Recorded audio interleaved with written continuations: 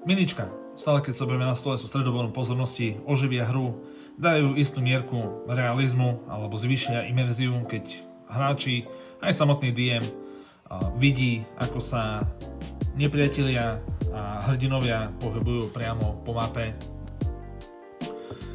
Cieľom tohto eventu na D&D Slovakia je ukázať si, že maľovanie miniatúr nie je až také komplikované, ako by si niektorí ľudia mohli myslieť. Nepotrebujeme na to stovky štetcov, airbrush, nejaké špecializované sety a nič podobné. Nie. Budeme potrebovať iba niekoľko vecí. Mokrú paletu, ktorá sa tak volá, lebo je v podstate obsahuje vodu a udržiava naše farby mokré.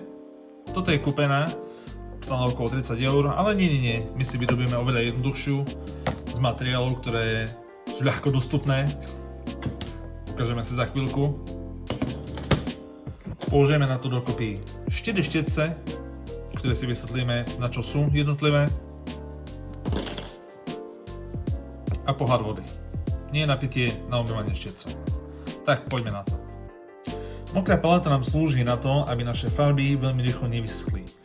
Akrylové farby sú jedené väčšinou vodou, ktorá sa v podstate ľahko vyparuje.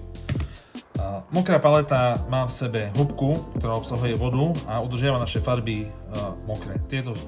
Tieto som používal pár dní dozadu a ešte stále by sa dali použiť po pridaní trošku vody. Vieme si doma spraviť veľmi jednoduchú, použijeme na to doslova zo pár vecí.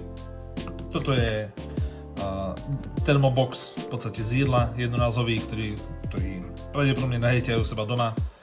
Dajú sa použiť na to aj nejaké obyčajné, aj taniere, obyčajnejšie, jednoduchšie nádoby a tak podobne. Budeme na to potrebovať papierové utierky, ktoré som zložil 2x až 3x, podľa toho ako potrebujem. Zalejem ich vodou, aby som tam vytvoril nejakú tú istú mieru vlhkosti. Trošku to vyrovnám, dám preč aspoň niektoré bublinky, ktoré tu sú. A zostáva na posledný krok. Zobrať si obyčajný papier na pečenie, vystrihnúť si ho do približnej veľkosti, ako potrebujeme. Opäť vyhľadiť bublinky. A to je všetko. Máme jednoduchú paletu. Keď sa nám náš papier už príliš zašpiní, vieme ho jednoducho vymeniť za druhý a takéto niečo sa dá používať teoreticky do nekonečna. Povedzme si niečo o štetcoch, ktoré budeme používať. Vidíte, že tu mám 4 rozdielne štetce, aj keď niektoré vyzerajú dosť podobne. Na začiatok budeme potrebovať štetec s veľkým telom. Budeme ho používať na najhrubšiu prácu, vôjde sa do neho veľa farby. A budeme ho používať na základný nátier farby, tzv. Base coat, a potom na nejaké ďalšie hrubšie práce, ktoré budeme možno že robiť. Ďalej tu máme trošku taký detailnejší štetec. Tento je podobnej veľkosti ako ten prvý, ale má presnejšiu špičku, takže s ním budeme môcť zajsť na užšie miesta a tak podobne. Na záver tu máme taký malý detailný štetec, ktorý bude slúžiť práve na to, práve na detaily. Tento budeme používať pravdepodobne najmenej, ale to uvidíme. Použitie jednotlivých štetcov v podstate záleží od toho, ako veľa detailov alebo ako veľmi sa chceme vyhrať s tou miniatúrou.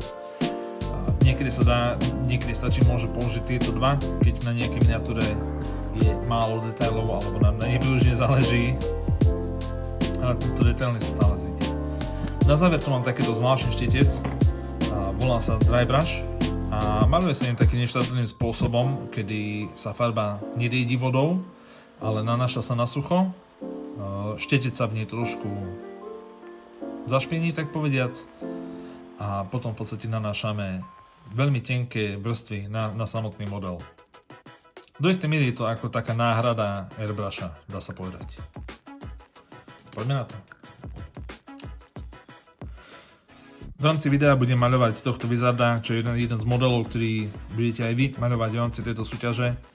A budem na to používať v podstate ten istý set, ktorý budete môcť vy sami vyhrať. Tento je samozrejme zatvorený, ja mám jeden otvorený. A budem sa držať týchto obmedzených farieb, aby ste si nemysleli, že je potrebné mať 10 500 odtieňov, aby sme dosiahli maximálny realizmus alebo niečo takéto podobné. Nie. Spravíme veľmi jednoduché farbenie tohto čarodejníka. S tým, že budem navyše používať ešte wash, respektíve shade. Slúžia na vytvorenie jednoduchých odtieňov a záhybov a do istej miery také textúry na miniatúre. Keď ich budem používať, budete to vedieť a všimnite si tiež aj rozdiel pred a po.